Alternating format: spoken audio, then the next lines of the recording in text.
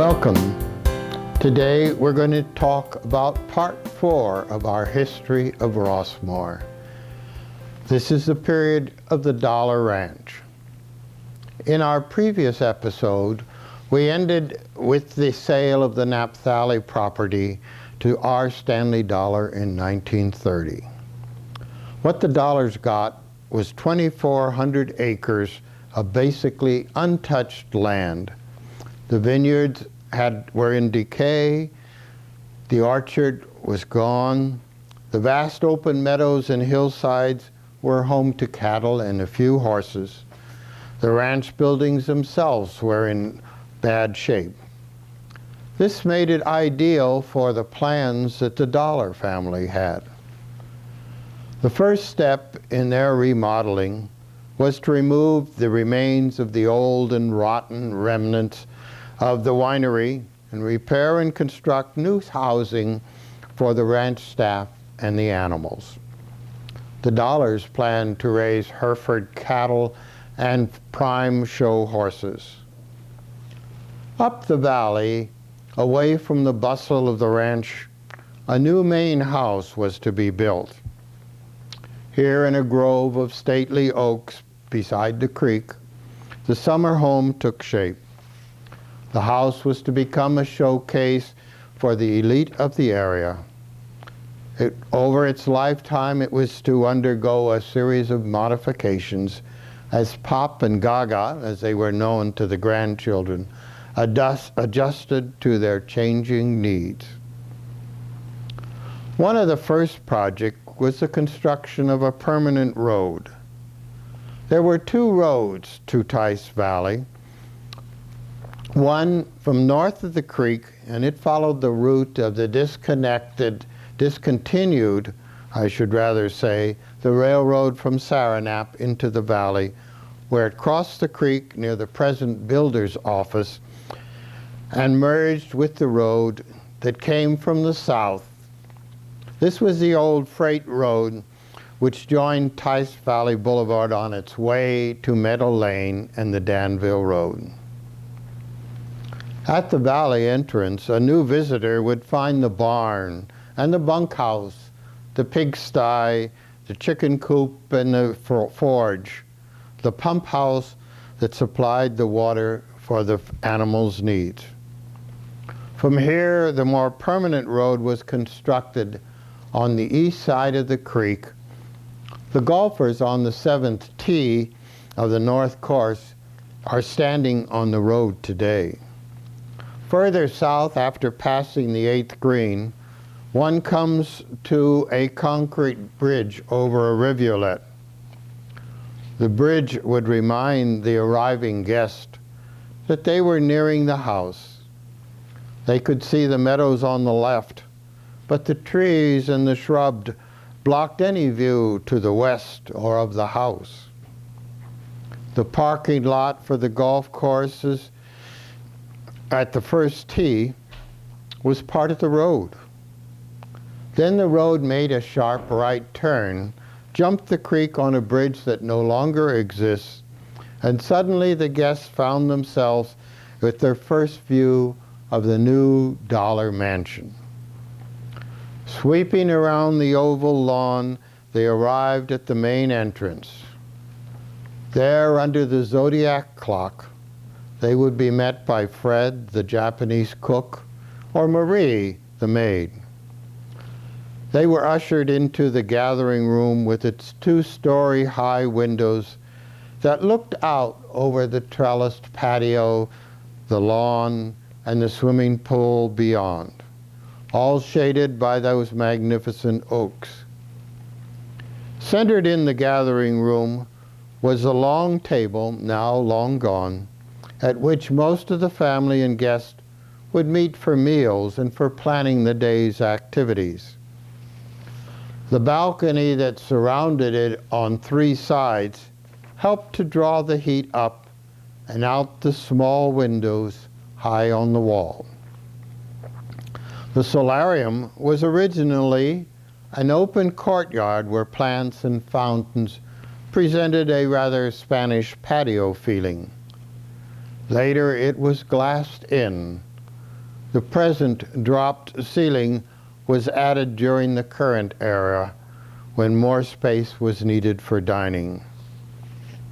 The library of today was the formal French room of Diane Dollar. With its classic French furnishings, the cove ceiling, it was reserved for very special occasions. The grandchildren were forbidden to enter it. Opposite was the family living room, the Churchill room now. Here the family and guests gathered of an evening after dinner to recount the day's activities and plan new adventures. Were it a particularly hot day, they might descend to the basement rumpus room, where a bar, bowling alley, and card tables were ready for their amusement. This is now closed off for safety's sake. The patio with its trellis was especially welcomed as a site for brunches and barbecue, or after a swim, to sit around and enjoy the cool evening air. The trellises and ornamental fencing were the work of Cousin Cam. His real name was Calvin Stagling. His parents were killed when he was quite young. Diane was his aunt, and she took great care of him and encouraged him to develop his skills in woodworking. He erected the trellis, carved the squirrels and roosters that once perched upon it. Other artistic fencing that once enclosed the lawn to keep the deer out of the patio was also his work. Many of the modern reproductions were done by a former Rossmoorian, Carl Cornell. Stanley Dollar had an office at the ranch in what is now the chess room.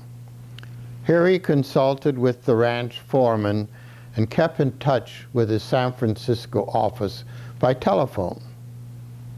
The door to the outside is now a window. Above the living room was the Dollar bedroom with its private bath. There were two other bedrooms on the second floor. There was a room above the entrance which no longer exists, and here Diane displayed her trophies and ribbons from the equestrian skills and the prime beef that she raised.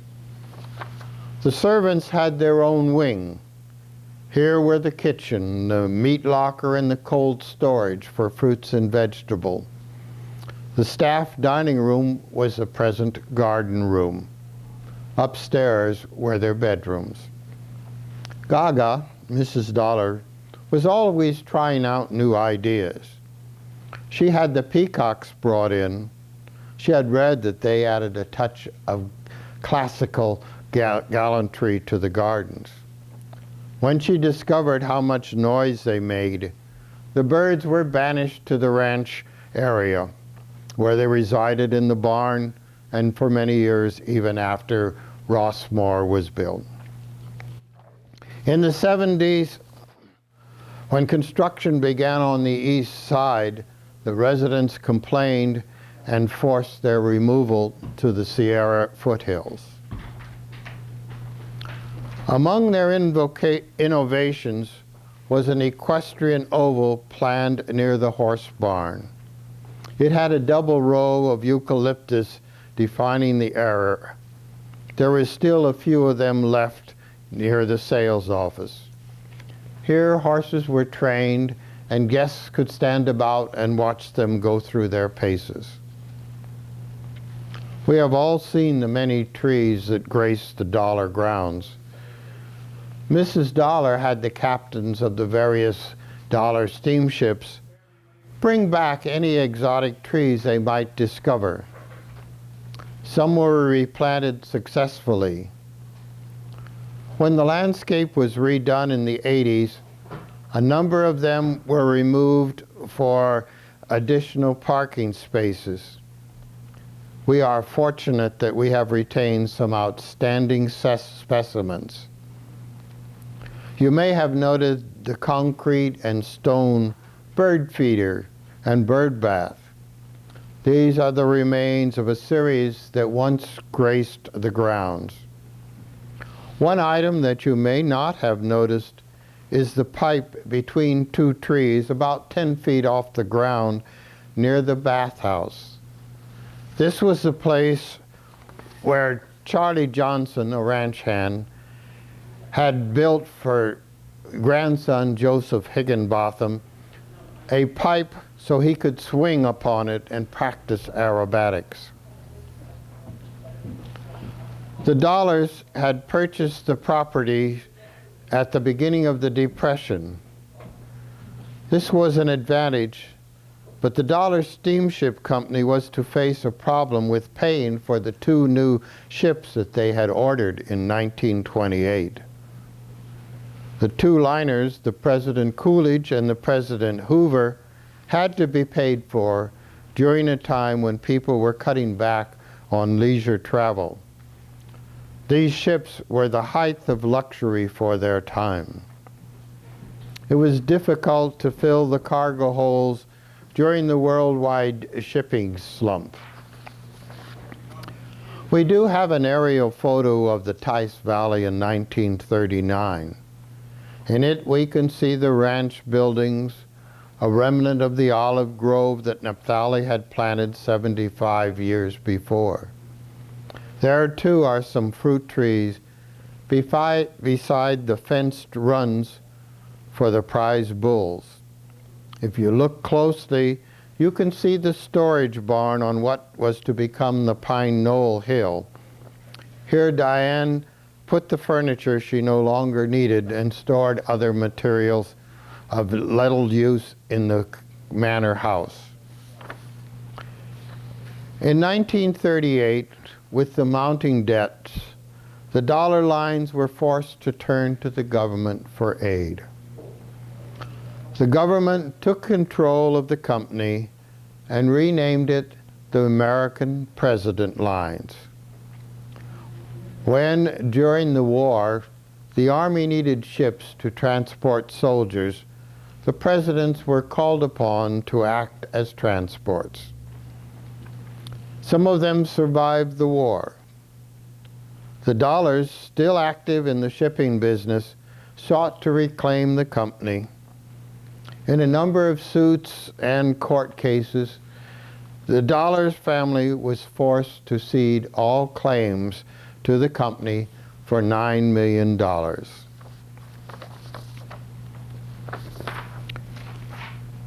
After the war, the family did not return to the valley. They did offer it to groups for fundraisers.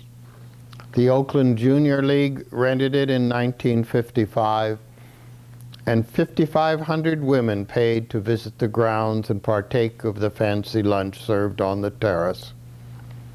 In 1956, the Republicans had a fundraising barbecue. But times were changing.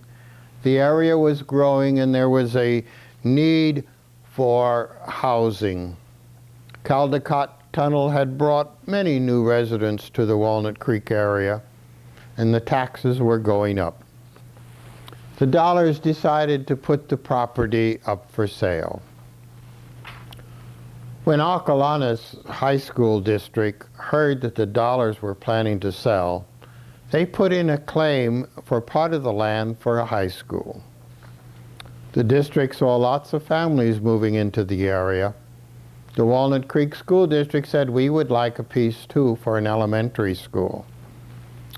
A series of negotiations followed, and the school district was able to buy the winery property for $175,000.